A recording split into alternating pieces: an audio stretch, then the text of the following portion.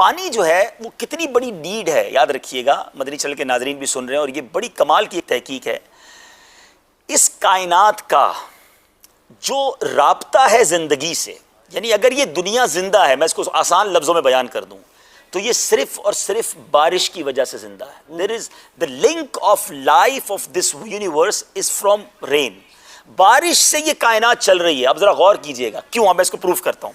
سب سے پہلے یہ سمجھیے کہ انسانی باڈی کے لیے پانی ضروری کتنا ہے اور اس کی نیڈ کتنی ہے۔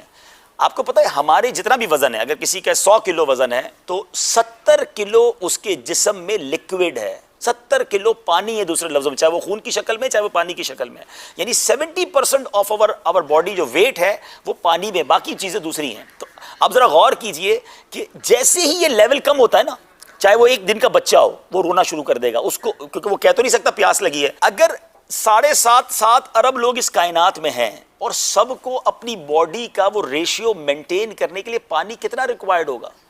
اللہ سب کو پانی پہنچا رہا ہے۔ 7 ارب لوگوں میں کوئی ایسا نہیں ہے جس تک پانی نہیں پہنچتا۔ پانی نہیں پہنچے گا تو وہ پیاسا مر جائے گا، نمبر 1۔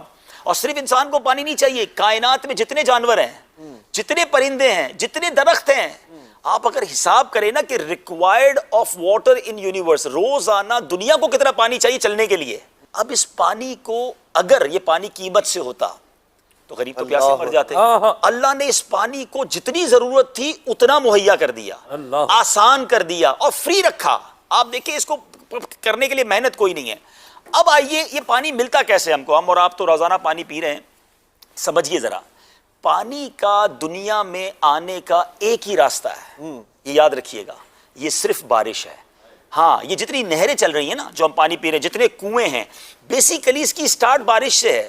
اب ذرا سمجھیے اللہ کی قدرت کا نظام دیکھیں۔ اللہ، سمندر دنیا میں 67% پانی ہے آلموسٹ، لیکن وہ پانی پینے کے لائق نہیں ہے۔ 33% جو خشکی ہے ان سب کو پانی چاہیے، اللہ کی شان دیکھیں، مگر اللہ نے 67% کائنات میں پانی رکھا، وہ پینے کے لائق نہیں ہے۔ اب یہ پینے کے جو لائق پانی نہیں ہے وہ لائق کیسے ہو ان 33% دنیا والوں کے لیے، زمین والوں کے لیے؟ اگر آپ کیلکولیٹ کریں 7 ارب، ایک تحقیق میں نے بیان بھی کی تھی کہ 7 ارب اگر انسان ہے تو 70 ارب جانور ہیں، 10 ٹائم ملٹیپلائی، 700 ارب پرندے ہیں، ٹھیک ہے؟ درختوں کی تو مسئلہ ہی کوئی نہیں کہ کتنے ہیں، تو اربوں خربوں ہوں گے۔ تو اگر ان سب کو کیلکولیٹ کریں تو billions and billions gallons daily required ہے۔ اب آپ دیکھیں قدرت کا شاہکار، دھوپ پڑتی ہے اور یہی جو بخارات کی صورت میں سمندر کا پانی پہلے آسمان کی طرف جاتا ہے، ٹھیک ہے؟ سائنس یہی کہتی ہے نا، اربوں ٹن پانی، ناٹ گیلنز، اربوں ٹن پانی روزانہ کی بنیاد میں آسمان پہ جا رہا ہے بادلوں میں۔ مجھے بتائیں وہ پائپ لائن کہاں ہے؟ یہ کس موٹر کے ذریعے اوپر جا رہا ہے اور کون سا پائپ ہے جو اس کو اوپر لے کر جا رہا ہے؟ کون سا نظام ہے جو نظر نہیں آ رہا لیکن ڈیلی بیسس پہ ہو رہا ہے؟ ٹھیک ہے جناب، پہنچ گیا اوپر۔ آپ سب نے جہاز میں سفر کیا ہے، میری تو آدھی زندگی اسی میں گزر گئی ہے۔ اب میں جب بھی جہاز میرا بادلوں کو کراس کرتا تو میں کدھر ہے وہ ٹینکی جس میں پانی پڑا ہوا ہے، کہاں محفوظ ہو رہا ہے؟ کون سی ٹینکی ہے؟ جہاز 1 سیکنڈ میں بادلوں کو کراس کر جاتا ہے، نظر کوئی نہیں دیکھ سکتا کہ وہ اربوں ٹن، تھوڑا بہت پانی نہیں ہے۔ بارش برسے، کبھی اس کا وزن کرو تو کتنا ٹن پانی برستا ہے۔ یہ محفوظ کہاں ہے؟ نوبڈی ایون سی نہیں کر سکتا، اس کو دیکھ نہیں سکتا۔ یہ بادلوں میں پانی ہے، اچھا یہ وہ اوور ہیڈ ٹینک ہے جو ہمیں نہیں پتا کہاں ہے لیکن سیو ہے، ٹھیک ہو گیا۔ اب اس کے بعد بارش برستی ہے لیکن گیا تو کھارا پانی تھا اوپر، جی، جو نیچے آیا the most best mineral water in the world، وہ ریننگ واٹر۔ اللہ نے مائع مبارک کہا نا قرآن میں، یہ فلٹر پلانٹ کہاں لگا ہوا ہے؟ آپ ذرا سوچئے، وہ پائپ لائن کدھر ہے، وہ اسٹوریج کدھر ہے، وہ فلٹر پلانٹ کدھر ہے؟ چلیں جناب یہ بھی سمجھ آ گیا، قدرت کا نظارہ ہے، صاف ہو گیا، پانی دنیا کو مل گیا۔ اب سوال یہ ہے کہ جو لینڈ لاک کنٹریز ہیں دنیا میں، پاکستانیوں کو یہ نعمت پتہ ہی نہیں ہے کہ ہم سمندر والی ملک ہیں۔ دنیا کے بہت سارے ملک ہیں جن میں سمندر ہی نہیں ہے، ان کے پورٹس ہی نہیں ہیں، وہ کسی اور ملک پہ امپورٹ کرتے ہیں، پھر اپنا سامان بذریعہ روڈ منگواتے ہیں۔ اب سوال یہ بنے گا کہ اگر یہ پانی اوپر جاتا اور برس جاتا تو جو ملک سمندر کے کنارے ہوتے ہیں ان کو پانی مل جاتا۔ جو پشاور ہے ہمارا، وہ تو وہاں سمندر نہیں ہے، وہاں پانی کیسے جاتا ہے؟ اللہ کا ٹرانسپورٹیشن نظام دیکھیں، ہوا چلائی کہ یہ جو ٹینک بھرے ہوئے اوپر پانی کے بارش کے ہیں، یہ ہوا کے ذریعے پشاور تک بھی پہنچتے ہیں، ان ملکوں تک بھی جاتے ہیں کہ جہاں سمندر نہیں ہے۔ یاد رکھیے گا بارش جو ہے ملی سمندر سے ہے لیکن برس رہی ہے اس جگہ پر جہاں دور دور تک سمندر نہیں ہے، اللہ نے ادھر وہ بادل پہنچا دیے، ٹھیک ہو گیا۔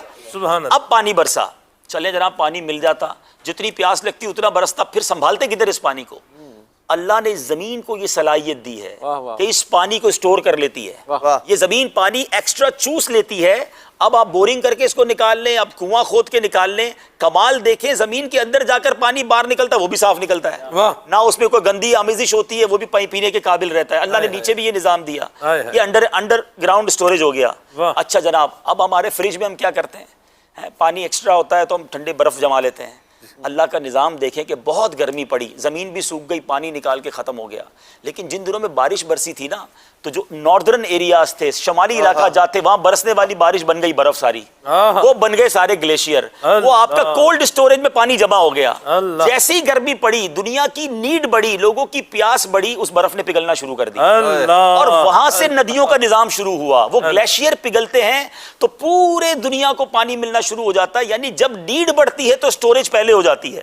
سردیوں میں پانی سٹور ہو رہا ہوتا ہے, گرمیوں میں آپ کو سپلائی ہو رہا ہوتا ہے. 7-7.5 ارب لوگوں کو روزانہ رب پانی. آپ کچھ اسپیشل ڈائٹ آج کل کر رہے ہیں, وہ کیا اسپیشل ڈائٹ کر رہے ہیں اور کیوں کر رہے ہیں, اس حوالے سے بھی اگر کچھ یہ تو اندرونی سوال آپ نے جو ہے نا وہ ایسا تو نہ کرے نا. میں ڈائبٹک کا پیشنٹ ہوں, 10-12 سال شوگر کا جو مریض ہوتا ہے نا, مجھے جانتے ہیں, جتنا میرا ٹریول ہے, جتنا میرا شیڈول ہے, شوگر کے مریض کے لیے یہ سب چیزیں کیری کرنا اتنا آسان نہیں ہے. مگر میرے ساتھ ہوا یہ کہ میں پہلے تو ٹھیک چلتا رہا, مگر اب سے 6 مہینے یعنی 1 سال پہلے سے میری شوگر نے انکریز کرنا شروع کیا, اور میں الحمدللہ اس کو پراپرلی چیک کرتا رہا, اور 6 مہینے پہلے میری شوگر جو ہے وہ کافی زیادہ ہو گئی. اب میں کنفیوز تھا کہ میں میٹھا نہیں کھا رہا ہوں اور بہت کم کھا رہا ہوں, اور میں اپنی ڈائٹ کو کنٹرول بھی کر رہا ہوں, میں زیادہ بھی نہیں کھا رہا, لیکن میں اپنی شوگر کو پکڑ نہیں پا رہا تھا, اور وہ کنٹینیو بڑھتی جا رہی تھی. پھر میری نظر سے ایک فارمولہ گزرا, اور وہ فارمولہ ہے GPS. اب اس کے یہ فارمولہ کیا ہے, تمام خاص طور پہ شوگر کے جو پیشنٹس ہیں, اور جس کو شوگر نہیں ہے وہ بھی ذرا غور سے سن لیں, جن کا وزن زیادہ ہے, جو بلڈ پریشر کی مریض ہیں یا کولیسٹرول کے مریض ہیں, میں صرف اپنا تجربہ شیئر کر رہا ہوں. آپ یہ تمام باتیں اپنے ڈاکٹر کے مشورے سے عمل کیجیے گا. میں نے الحمدللہ تمام چیزوں پر نہ صرف پاکستان کے بلکہ بیرون ملک کے ڈاکٹر سے بھی مشورے کر کے اس پر عمل کیا, اور آج میں آپ کو نتیجہ بتانے جا رہا ہوں. تو میری شوگر جو تھی, چلے بتا دیتا ہوں, میری شوگر 9.9 تک پہنچ گئی, بڑھتے بڑھتے 9.9 تک پہنچ گئی, جو کہ HB1C جو ہوتی ہے 3 مہینے کی شوگر, اور یہ گریجولی بڑھتی گئی. 7 سے کرتے کرتے 8 پہنچی, 9 پہنچی, اور 9. میں نے کہا یہ کیا ہو رہا ہے, کیوں نہیں رک رہی شوگر, دوائیاں چینج کر کے دیکھ لی. تو پھر وہ GPS فارمولہ میری نظر سے گزرا کہ شوگر صرف میٹھا کھانے سے نہیں ہوتی ہے. یہ 3 چیزیں ہیں, G for greens, P for potato, S for sugar. یہ 3 چیزیں اگر آپ چھوڑ دیں تو آپ بغیر دوائی کے شوگر پہ قابو پا سکتے ہیں.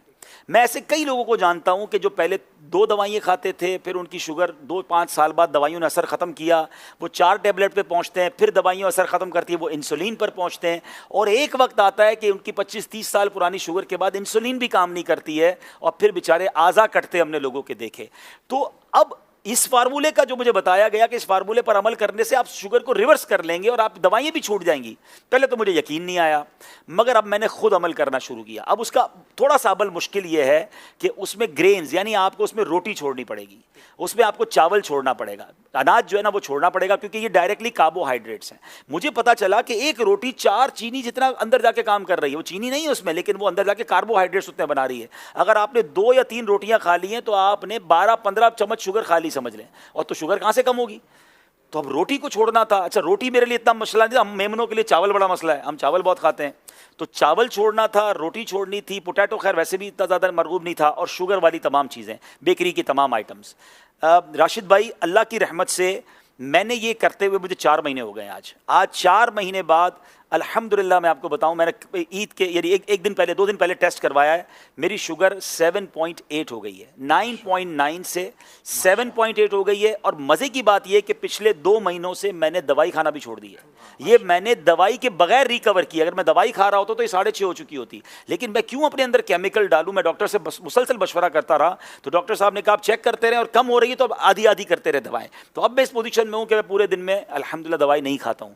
پھر اس کے بعد مجھے فائدہ یہ ہوا, میرا کولیسٹرول تھا 220, 2 مہینے پہلے کی بات کر رہا ہوں, اور آج کل کی رپورٹ کے مطابق 146 ہو چکا ہے, وداؤٹ اینی میڈیسن. صرف میں نے ڈائٹ سے اس کو کنٹرول کیا ہے. کچھ فیٹی لیور کے بھی پرابلمس تھے, وہ کم ہو گئے الحمدللہ, اور بھی بہت ساری چیزیں. میرا تقریباً 7 کلو وزن کم ہو گیا. میں وزن کم کرنے کی بہت ٹائم سے کوشش کر رہا تھا, میں نے کوئی زیادہ کوشش نہیں کی, میں کھا پراپر رہا ہوں, پیٹ بھر کے کھا رہا ہوں, ایسا نہیں میں نے کھانا کم کیا ہے, میں نے صرف ان 3 چیزوں سے اپنے آپ کو پیچھے کیا ہے الحمدللہ. اچھا پھر مزے کی بات یہ ہے کہ صرف میرے ساتھ نہیں ہوا, جب میں نے 2 مہینے میں رزلٹ دیکھنا شروع کیا, میں نے آس پاس کے دوستوں کو بتانا شروع کیا. میں نام نہیں لے سکتا, ہمارے اراکین شورا بھی ہیں, ہمارے بڑے بڑے ذمہ داران بھی ہیں, آپ یقین کریں اگلے 1-2 مہینوں میں جو ان کی مجھے کالیں آئی ہیں, جو شوگر کے پیشنٹ تھے وہ کہتے ہیں ہماری شوگر نارمل ہو گئی ہے, لوگوں کی انسولین چھوٹنا شروع ہو گئی ہے, وہ انسولین سے دوائی پر آنا شروع ہو گئے ہیں. اب میں آپ کو یہ ساری باتیں بتانے کے بعد اچھی نیت کے ساتھ اپنا شیڈول بتاتا ہوں, کیونکہ کچھ لوگ جب میں یہ بتاتا ہوں نا تو وہ کہتے ہیں یار روٹی اور چاول کے بغیر زندہ کیسے رہیں گے. ٹھیک ہے نا, میں 4 مہینے سے زندہ ہوں اور میں پہلے سے اچھی لائف گزار رہا ہوں, بہت فریش فیل کرتا ہوں. اب اس کا طریقہ کیا ہے میں آپ کو سمجھاتا ہوں. پہلے تو جب تک آپ اس کو سائڈ پہ کریں گے نا تو پھر آپ کو چیزیں بہت ساری نظر آنا شروع ہو جائیں گی. پہلے تو ہمیں نظر ہی ایک ہی چیز آتی ہے نا کہ بھائی 3 روٹیاں کھانی ہے روز کی یا 2 پلیٹ چاول کھانے ہیں. تو جناب آپ الحمدللہ سلاد, فروٹ, اور پھر آپ گوشت ڈائریکٹ تھوڑا سا لے لیں, آپ بوائل انڈے کھا لیں, اگر آپ کو فرائیڈ ایگ بھی کھانے تو کم تیل میں تل کے چمچ سے کھا لیں انڈے. میں 1-2 دن پہلے ایک جگہ گیا, دوست کے گھر دعوت تھی, بڑا بہترین کہہ رہا عید آ رہی ہے عبدالحبیب بھائی گوشت نہیں بنایا, دال چاول بنایا. اچھا اب میں پہلے کیا کرتا تھا, جب شروع میں نے ڈائٹ شروع کی تو میں لوگوں کو بتاتا تھا میں روٹی چاول نہیں کھاتا, تو پھر لوگ کیا کرتے تھے بیچارے وہ باربیکیو منگوا رہے ہیں, مہنگے مہنگے کھانے منگا رہے ہیں. میں نے کہا یہ تو غلط ہو رہا ہے.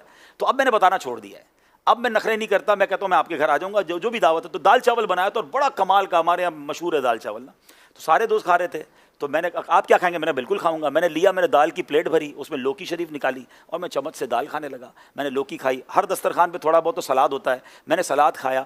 دیکھیے ایک فارمولہ اگر آپ کو سمجھ آ جائے نا کہ آپ کے وزن کا 1% آپ کا پیٹ ہوتا ہے. کسی کا 80 کلو وزن ہے اور 800 گرام میں پیٹ بھرے گا. اب میرے پیٹ کے اندر اگر 700 گرام کی جگہ ہے تو میں نے یہ سوچ لینا ہے کہ میں نے 700 گرام بھرنا کس سے ہے. یاد رکھیے میں اس کو اس طریقے سے آپ کو سمجھاتا ہوں, آپ کے ساتھ سب کے ساتھ ہوا ہوگا کہ کبھی آپ کو بڑی شدید بھوک لگی ہوگی. بچپن میں تو زیادہ ہوا تھا, ہم گرم گرم روٹی لینے جاتے تھے اور آتے آتے ہی ایک روٹی پوری کھا جاتے تھے. ممی نے منگوائی ہوتی تھی روٹی, تو بھوک اتنی لگی ہوتی تھی وہی روٹی کھا جاتی, کیونکہ بھوک لگی ہوتی تھی, نہ سالن تھا نہ کچھ تھا, کیونکہ بھوک لگی تھی. اور ایسا بھی ہوا ہوگا کہ آپ نے کبھی دوستوں کے ساتھ دال چاول کھایا ہوگا یا دال روٹی کھائی ہوگی, پیٹ بھر گیا. اب دنیا کی بہترین چیز آپ کے سامنے آ جائے تو آپ کیا کہتے ہیں, یار اب تو پیٹ بھر گیا. اٹ مینس پیٹ ہی بھرنا ہے, لذت تو زبان تک ہے. تو اگر آپ اس 700 گرام کی اس پراپر تھیلی کو اچھی چیزوں سے بھر لیتے ہیں تو آپ کو پھر ختم ہو جائے گا چیپٹر, آپ کا پیٹ بھر جائے گا. تو پہلے کوشش یہ کریں کہ فروٹ یا سلاد سامنے آ جائے, 300-400 گرام وہ کھا لیں.